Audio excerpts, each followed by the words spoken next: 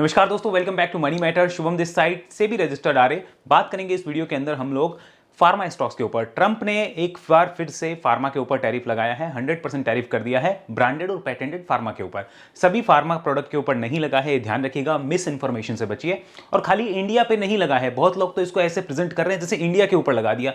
भाई साहब, इंडिया के ऊपर नहीं लगा है, सबके ऊपर लगा है। किस किस कंट्री पे फर्क पड़ेगा उसकी भी बात करेंगे, और हमारे यहाँ के कौन से फार्मा स्टॉक है जिनको हमें देखना है कि हाँ, इन पे ट्रंप भाई साहब का टेढ़ी नजर जो है वो लगी हुई है, तो इनसे हमें थोड़ा सा उसके अकॉर्डिंग डील करना आना चाहिए। पिछले 40-50 दिन से मार्केट अच्छा चल रहा था, सब कुछ बढ़िया था, रिटर्न्स अच्छे आ रहे थे लोगों को, लेकिन ये बात है ना किसी को हजम नहीं होती और कोई ना कोई लफड़ा आ ही जाता है। हाँ, बहुत से लोग ऐसे होते हैं जिनका डाइजेस्टिव सिस्टम स्ट्रांग नहीं होता। उनका डाइजेस्टिव सिस्टम ऐसा है कि वो चाहते हैं कि सब कुछ एक जैसा चलता रहे, नहीं चलने वाला। 2025 विल बी द हार्ड, ये बात हम कर चुके हैं। एंड 2026 आफ्टर मार्च देखते हैं क्या होता है, लेकिन जिस हिसाब की सिचुएशंस है, डू नॉट एक्सपेक्ट कि कोई बहुत अच्छा आने वाला टाइम जो है वो होने वाला है। यानी इजी मनी नहीं है, मैं फिर से रिपीट कर रहा हूं, 2025 के स्टार्टिंग में भी कहा, अभी भी कह रहा हूं, नहीं मिलेगा। बहुत एनालिसिस, बहुत रिसर्च के बाद में आप कुछ देख पाएंगे। देखने के बाद भी you have to follow strictly your discipline with the stop loss. आपको वहां कॉम्प्रोमाइज करने की जरूरत नहीं है, करोगे तो गए आप। या तो काम मत करो स्टॉक मार्केट में अगर आपका डाइजेस्टिव सिस्टम स्ट्रांग नहीं है, क्योंकि ये सच्चाई है इस मार्केट की। आने वाले अभी भी जो समय है वो इतना इजी मनी वाला नहीं लगता। जो आपने 2020, 21, 22 में देखा है वो नहीं है भाई साहब, और आना भी नहीं है। वो सिंपली बात है, उसको अगर लाना है तो पहले बड़ी गिरावट करवा दो, वो भी आपको नहीं चाहिए ना, बड़ा कंसोलिडेशन चाहिए, तो फिर ऐसे ही चलेगा, क्योंकि मार्केट धीरे धीरे उसको एडजस्ट करता है। आओ टॉपिक पे आते हैं। सबसे पहले ट्रंप अंकल ने टैरिफ लगाया है। ट्रंप अंकल जो है वो बोल रहे हैं 100% टैरिफ लगेगा, लेकिन एक चीज समझो, यूएसए को लगभग जितनी दवाइयां हैं उनमें से 10 में से 4 दवाई जो है जेनेरिक दवाइयां, वो इंडियन फार्मा कंपनीज की है। यानी कि 40% इंडियंस का वॉल्यूम है इंडियन फार्मा कंपनीज का। लेकिन अगर इसको अमाउंट में देखा जाए तो सिर्फ 6% अमाउंट है जो इंडियन कंपनीज का वहां पे वॉल्यूम के बाद में आता है। यानी कि ऐसा समझो कि 100 में से 40 दवाइयां जो है वो तो इंडिया की बिक रही है, लेकिन उसकी रेवेन्यू जो है वो 100 रुपए में सिर्फ 6 रुपए के आसपास ही हो रही है, क्योंकि वो इतनी सस्ती दवाइयां हैं। ओके, तो पहले तो ये, और जेनेरिक दवाओं पे कोई टैरिफ नहीं है, ये ध्यान रखिएगा। अब आइए, सबसे ज्यादा फर्क पड़ेगा आयरलैंड, स्विट्जरलैंड, इनको, क्योंकि यहां से जो एक्सपोर्ट होता है यूएस को फार्मा प्रोडक्ट, उनका यहां पे 20-30% के लगभग का है, कुछ का 9 है, कुछ का 10 है, उनको ज्यादा फर्क पड़ेगा। 100% टैरिफ जो लगा है branded and patented pharma products पे लगा है, यानी सारी कंपनीज पे नहीं है। अब ये कौन सा है उसकी हम बात करेंगे, किसके लिए नेगेटिव है, किसके लिए पॉजिटिव है, वो भी देखेंगे, या न्यूट्रल है या नहीं वो देखेंगे। लेकिन उससे पहले एक बार एक चीज समझिए।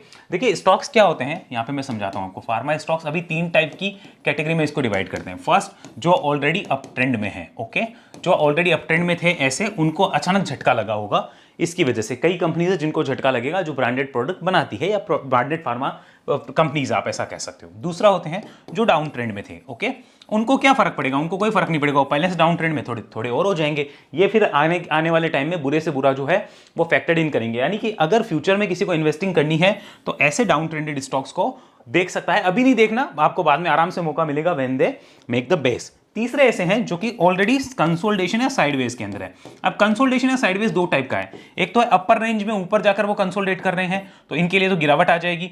एक है जो डाउन ट्रेंड में नीचे आकर कंसोलिडेट कर रहे हैं, तो इनमें वेट करो कि जैसे ही ये कटेगा तो रिव्यू करना है, ध्यान रखिएगा। Again reminding, your digestive system should be strong. अगर नहीं है तो स्टॉक मार्केट भैया आपको पेन देगा, ये ध्यान रखिएगा, छोटे छोटे पेन मिलते रहेंगे।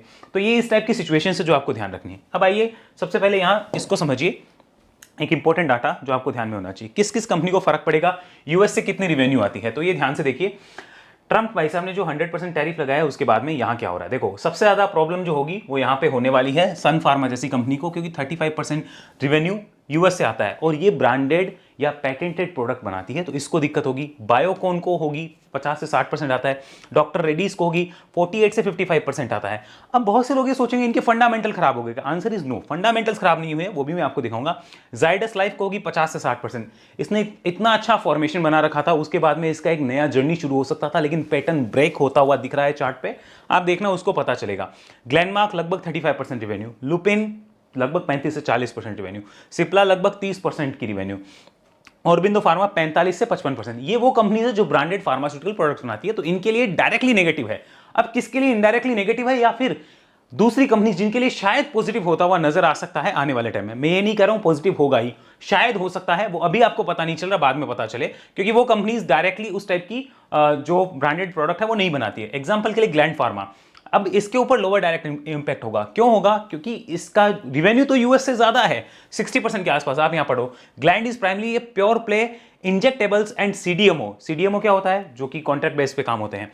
Okay, company mostly focus on generics which are currently examined. तो जेनरिक दवाइयों में है जो एग्जाम्ड है, इनके ऊपर फर्क नहीं है, भले ही रिवेन्यू यूएस से ज्यादा हो। तो मिस इन्फॉर्मेशन के अंदर आप कोई गलत डिसीजन ना ले, ध्यान रखिएगा।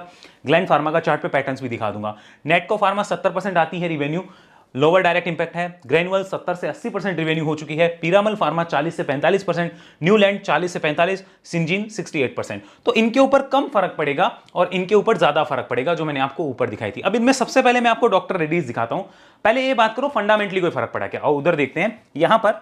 अब देखो, डॉक्टर रेड्डीज का फंडामेंटल खोला तो हम ये तो यहां से अभी की डेट में तो इसका इंपैक्ट एनालाइज नहीं कर सकते, लेकिन एक चीज ध्यान रख सकते हो कि कंपनी की फंडामेंटल स्ट्रॉन्ग है या नहीं, वो चेक किया जा सकता है। कैसे?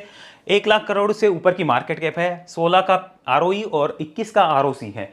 पी जो है वो कम चल रहा है, दैट इज गुड, ये भी आपको भी पता है कि अच्छी बात है। फाइनेंशियल्स पे आओ जरा, इसको एक बार ध्यान से देख लो, यहां कुछ प्रॉब्लम है क्या ये समझो। तो कंपनी ने ईयर ऑन ईयर बेसिस पे अच्छा जो है वो रिवेन्यू ग्रो किया है, मार्जिन्स कम हुए हैं बट स्टिल उन्होंने मैनेज किया है रिवेन्यू को, तो नेट प्रॉफिट पे इंपैक्ट नहीं आएगा। 1390 करोड़ का नेट प्रॉफिट 1410 करोड़ रहा, भले ही 2% के आपके मार्जिन कम हो गए हो, तो इसको प्रॉब्लम नहीं है। इसको मैं ग्राफ फॉर्मेट में समझाता हूं, आप इजी समझेंगे, जहां से आपको पता चल जाएगा कि ऐसे जब भी न्यूज आते हैं फंडामेंटली दिक्कत नहीं होती है। मैं ये समझा रहा हूं, आइए इसको समझिए। ये देखिए, ये रिवेन्यू है, तो अगर डॉक्टर रेड्डीज का रिवेन्यू देखा जाए तो कोई खास फर्क तो है नहीं, लगभग जो हाईएस्ट एवर रिवेन्यू है उसके आसपास चल रहा है।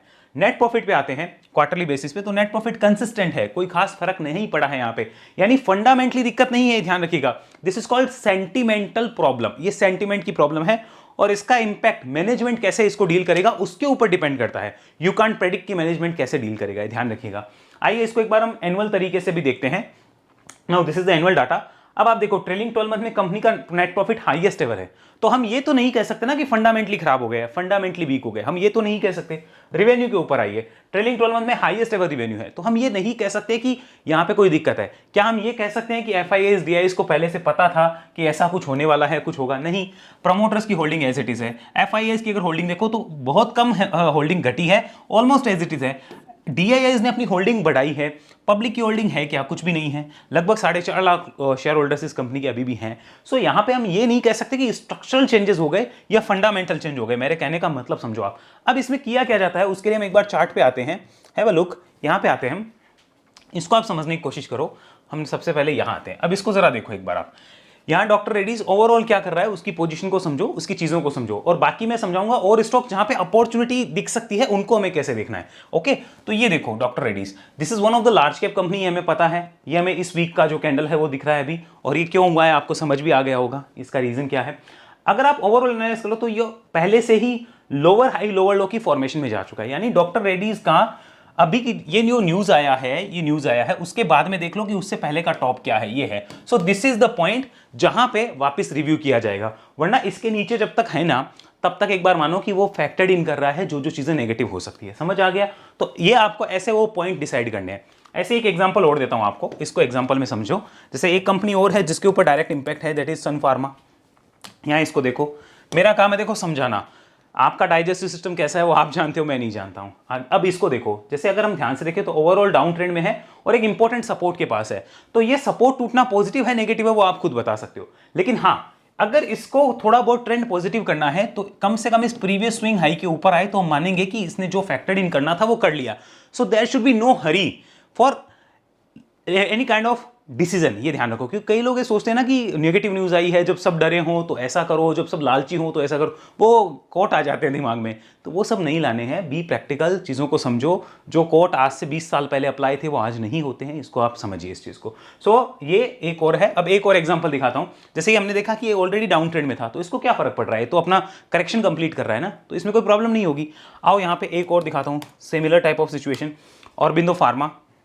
ये भी देखो सन फार्मा की तरह ओवरऑल डाउन ट्रेंड में है और एक बिग सपोर्ट के आसपास है। डाउन ट्रेंड तो हो ही चुका है ना, सो इसमें भी जब तक कि प्रीवियस इस स्विंग हाई के ऊपर आके नहीं रुकता, why would someone review, why would someone check it, ये सोच के देखिए। सो इन कंपनीज में दिक्कत नहीं है। दिक्कत पता है कहां हुई है? दिक्कत वहां हुई है जहां पे ट्रेंड थोड़ा सा बुलिश था लेकिन वो गड़बड़ हो गया। जैसे एग्जांपल के लिए हम आपको दिखाते हैं न्यूलैंड लैबोरेटरीज, इसको देखो, the trend was clearly in the up trend, लेकिन ये वीकनेस यहां पे आती हुई दिख रही है। अब कोई कहे कि मेरे आते ही ऐसा हो गया, मेरे लेते ही ऐसा हो गया, कई लोग ऐसे होते हैं। Do not think about that, ये पार्ट ऑफ द गेम है, सब होता है इस मार्केट में, ध्यान रखिएगा। सो यहाँ पे प्रॉब्लम्स हुई है। अब अपॉर्चुनिटीज के ऊपर चलते हैं, कहाँ अपॉर्चुनिटीज हो सकती है उसको देखो। एग्जाम्पल के लिए जैसे हम बात करते हैं ग्लैंड फार्मा, यहाँ पे आइए, इसको एक बार आप देखिएगा, सॉरी दूसरा चार्ट लग गया शायद, ग्लैंड फार्मा, ओके। यहाँ पे आप देखो ये ग्लैंड फार्मा, अब कुछ दिन पहले भी मैंने इस पे एक एनालिसिस डाली थी, आप जरा ध्यान से देखो, ये गिरावट के बाद एक बहुत बड़ा बेस है और इस बेस में लगभग 3 साल बाद जो है वो ये आ रहा है। सो अगर ये इस स्विंग हाई को काटता है तो मानो कि इसके ऊपर इंपैक्ट नहीं है और बुल्स तभी आएंगे जब उनको कुछ पॉजिटिव दिख रहा हो। सो ये ऐसे चार्ट्स आप फाइंड करो अगर फार्मा में देखने अपॉर्चुनिटी देखनी है। जो चार्ट्स पहले से डाउन ट्रेंड में है वो आने वाले टाइम में बाद में देखना जब वो बेस बिल्डिंग कर ले, लेकिन जो कर चुके हैं उनके ऊपर ध्यान रखो। प्लस ये कंपनी जो है वो क्या कर रही है, वो जेनरिक दवाइयां बना रही है जो कि एग्जम्प्ट है, इसके ऊपर कोई टैरिफ का इंपैक्ट नहीं है। एक और दिखाता हूं आपको, यहां देखिए ये ग्रेनुअल्स, अब मैंने एक और लगाया है आपके सामने, यहाँ पे ग्रेनुअल्स का डाटा, इसको देखना ये क्या कर रहा है। अब आप ध्यान से समझो मैं क्या दिखाना चाह रहा हूं।